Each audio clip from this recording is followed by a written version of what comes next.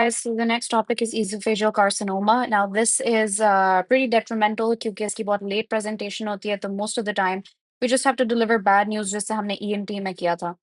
So, this is a very common cancer and its incidence is rising. ये males में ज़्यादा common होता है, इसकी late presentation होती है जिसकी वजह से poor prognosis है.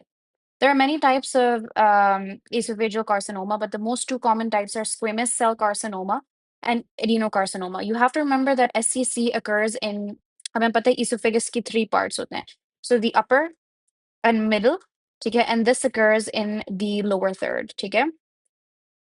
So it is common in low or middle income countries. इसकी जो risk factors हैं, it's smoking, alcohol, low vitamin A, iron deficiency, and it responds generally well to chemoradiotherapy. Okay. Now, why can we not go for esophagectomy or the removal of the esophagus? You can, but the problem is कि यहाँ पे esophagus की difficult approach होती है क्योंकि इसमें दोनों abdomen की भी और thoracic cavity की approach ज़रूरी होती है.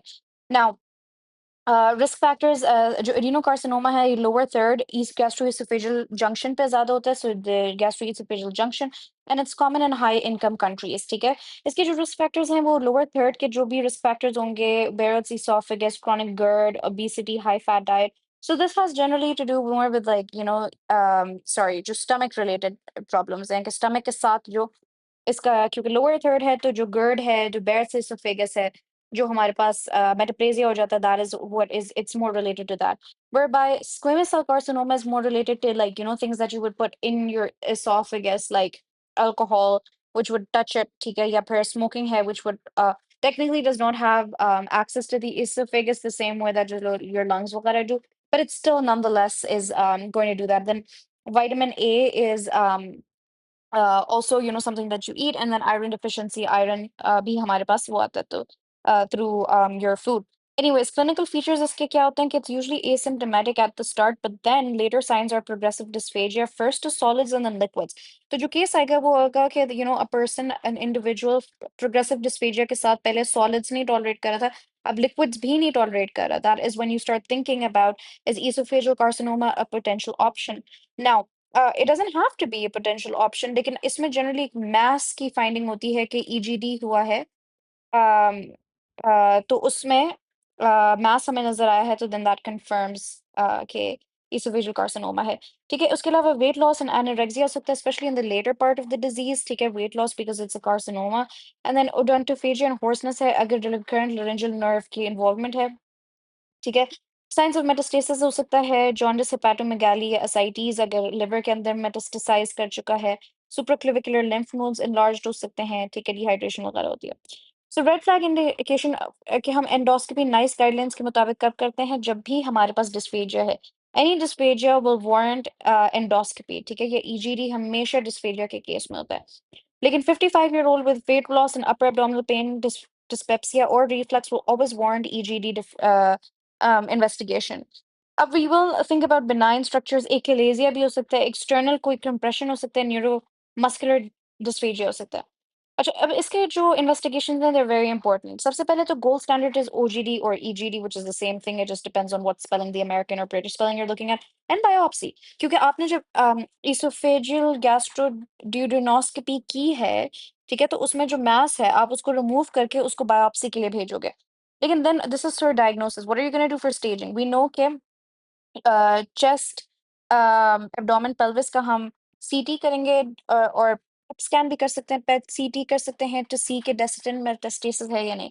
ठीक है, उसके बाद एंडोस्कोपिक अल्ट्रासाउंड कर सकते हैं और लिम्फ नोड बायोप्सी कर सकते हैं, स्टेजिंग लेप्रोस्कोपी कर सकते हैं, FNA कर सकते हैं अगर सर्वाइकल लिम्फ नोड्स हैं, ब्रोंकोस्कोपी कर सकते हैं. मैनेजमेंट इसकी क्या है, अब ये एक MCQ का पार्ट बनता है. ठीक है, ये मैं बताती हूँ कि MDT अप्रोच होती है क्योंकि ये इतना लेट प्रेजेंट होता है कि यूजुअली जो है पैलिएटिव केयर जरूरी हो जाती है. क्यूरेटिव इंटेंट क्या है कि it depends on the tumour size, type and patient fitness. Squamous cell जो कार्सिनोमा होता है, मैंने कहा था कि वो कीमो रेडियोथेरेपी को बेहतर रिस्पॉन्ड करता है. ठीक है, और अगर अर्ली केस हो तो तब हम सर्जरी कर सकते हैं. एडिनोकार्सिनोमा में हमारे पास न्यू एडजुवेंट एडजुवेंट कीमोथेरेपी और कीमो रेडियोथेरेपी पहले हम करते हैं बिफोर सर्जिकल रिसेक्शन, ठीक है? इसमें सर्जिकल रिसेक्शन हम फिर भी करते हैं क्योंकि इसकी ज़्यादा एब्डोमिनल अप्रोच होती है। इसमें रिमेंबर कि स्क्वेमस सेल कार्सिनोमा मैंने कहा था अपर एंड मिडल में होता है, तो ये thoracic cavity it's kind of a risky surgery because वहाँ पे important structures like the heart and chest are present there. ठीक है? अगर अर्ली लो रिस्क वो है तो हम एंडोस्कोपिक रिसेक्शन कर सकते हैं जिसमें 2 ऑप्शंस हमारे पास हैं, ईएसटी एंड ईएमआर, ठीक है? This is endoscopic resection, this is also endoscopic resection, लेकिन एम और एस का डिफरेंस है। So S stands for submucosal, ठीक है?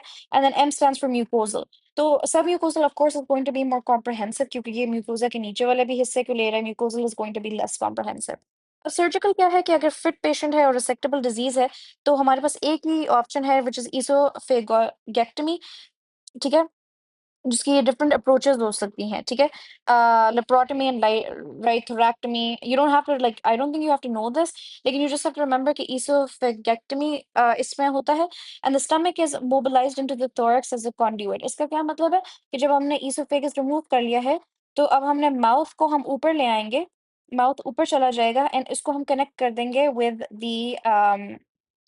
सॉरी माउथ को ऊपर नहीं लेके जाएँगे, स्टमक ऊपर लेके जाएँगे माउथ के पास, ठीक है? माउथ के पास उसको लेके जाएँगे ताकि वो कनेक्ट कर देंगे, this will form a conduit, ठीक है? And then feeding jejunostomy is often placed for peri और पोस्ट ऑपरेटिव न्यूट्रिशन। अब ये जो है ना this is an MCQ question, feeding jejunostomy हम क्यों करते हैं? Because the stomach we know is connected और जब इसके साथ ये कनेक्टेड हो जाता है, तो we need to bypass the stomach which is why हम जेजुनोस्टोमी प्रेफर करते हैं। इसकी जो कॉम्प्लिकेशंस हैं वो ये है कि एनास्टोमोसिस जो हम बिल्ड करते हैं उसका लीक हो जाता है, निमोनिया हो सकता है, कि मोर्टेलिटी हो सकती है। पैलिएटिव केयर में अगर हमारे पास इसोफेजियल स्टेंटिंग होगी, ठीक है? पैलिएटिव का मतलब है बस हम पेन मैनेज करेंगे, स्टेंटिंग हम कर देंगे। और क्यों करेंगे? ताकि वो जो इसोफेगस है उसमें कम से कम कुछ ना कुछ खाना पहुंच सके, रेडियोथेरेपी, कीमोथेरेपी या इम्यूनोथेरेपी, या हम न्यूट्रिशनल सपोर्ट दे सकते हैं, ठीक है? प्रोग्नोसिस जनरली पुअर होता है, ठीक है? अच्छा, और एग्जाम्पल्स में वाशिंगटन मैनुअल में ये चीज़ मैंशनड है कि हम असेस न्यूट्रिशनल स्टेटस अर्ली, क्योंकि बंदा खा पी नहीं रहा होता ना, तो हो सकता है कि जो बाकी डिजीज़ तो है ही सही, लेकिन उसकी वजह से क्योंकि बंदा खा पी नहीं रहा तो न्यूट्रिशनल स्टेटस भी पुअर हो। तो feeding jejunostomy is done before esophagectomy because it improves the recovery chances. फिर Bailey and Love notes कि squamous cell carcinoma is rarely surgical, इसमें mainly हमारे पास कीमो रेडियोथेरेपी है, ठीक है? और adenocarcinoma हम रिसेक्ट कर लेते हैं। अब any new onset dysphagia in an adult is esophageal carcinoma until proven otherwise, and of course हम EGD से इसको confirm कर देते हैं।